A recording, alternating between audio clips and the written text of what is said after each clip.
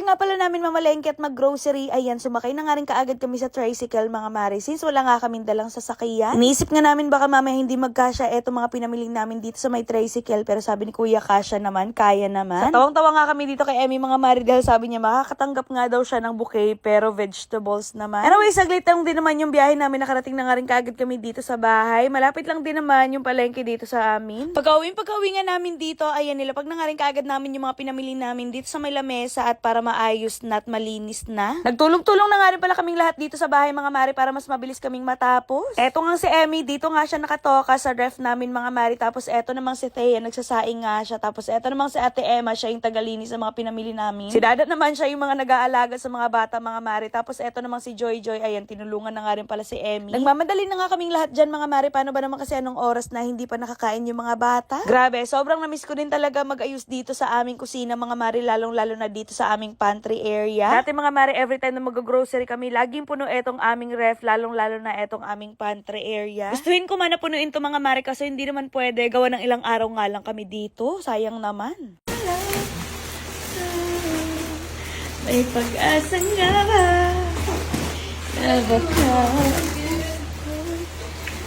So yun, habang busy nga sila doon sa pag-aayos mga mare, ako naman magluluto nga rin pala ako dito ng fish fillet dahil talagang na-miss ko nga ito. Na-miss ko rin talaga magluto dito sa aming kusina mga mare. Ako sobrang dami ko talaga mga naaalala dito sa aming bahay. Na yung iba kailangan na talaga makalimutan. Huy, sana all. So yun, nag-slice na nga rin kaagad ako dito ng pang fish fillet mga mare. Tapos eto nga talagang dinalian ko na dahil gutom na nga ang mga person. Gusto ko din kasi patikim kila Dada tsaka kay Joy, eto niluluto kong fish fillet dati mga mare. Since hindi nga ako nakakapagluto na ito doon sa may Pagadian. Wala kasi ako nahanap na ganitong klaseng isda doon mga mare. Siguro meron man pero hindi ko talaga alam kung saan. Tsaka every time na nag-grocery kami, nakakalimutan ko din kasi bumili ng ganito. Kaya dito na lang talaga ako napabili at dito ko na lang ipapatikim sa kanila. Kumuha na nga rin pala ako dito ng plato dahil paglalagyan ko nga netong mga isda. Tapos ayan, kumuha na rin ako dito ng mantika para makapag-prepare na. Naglagay na nga rin pala ako dito ng breadcrumbs mga mare. Tapos eto namang aking mga isda is kinoat ko siya ng crispy fry. Bali nabili ko to siya mga mare is boneless na, nakapack na rin siya. Naku, try nyo din to, promise, sobrang sarap niya, hindi kayo magsisisi. At pagkatapos ko nga pala siya mag-coat ng crispy fry mga mare, nung medyo na-marinate na siya ng onte, ayan, kinoat ko naman siya nitong breadcrumbs. After ko naman siya mag-coat ng breadcrumbs mga mare, ayan, nilagay ko na nga rin kaagad siya dito sa ating kumukulong mantika. Kapag nagluluto kayo ng ganito mga mare, dapat low medium heat lang dahil kapag sobrang lakas ng apoy, naku, masusunog kaagad yung breadcrumbs tapos papait etong inyong fish fillet. O siya mga mare, yan lang muna ang ganap sa isang araw ng buhay namin. And that's it for today's video. See you on my next vlog. Mwah!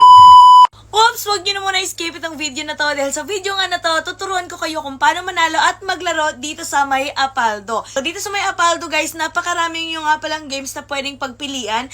Pero ngayon, ipapakita ko sa inyo kung paano ako nananalo at naglalaro dito sa may Super Ace. So yun na nga guys, magbebet lamang tayo dito ng 1,000 pesos. And ngayon, ipapakita ko sa inyo kung paano ako nananalo at naglalaro dito. So pindutin lamang natin to. And then mag-i-start na siya. Tingnan natin kung mananalo tayo ngayon. Ayan, let's go. 600! Ayan, nanalo tayong 600 pesos. 1-2! Nanalo ulit tayo, guys. 600 at 1-2. O, diba? Napakadali lang talaga manalo. Ay, 100! Napakadali lang talaga manalo at maglaro dito, guys. Ayan, nanalo tayong 100 pesos. 600 ulit!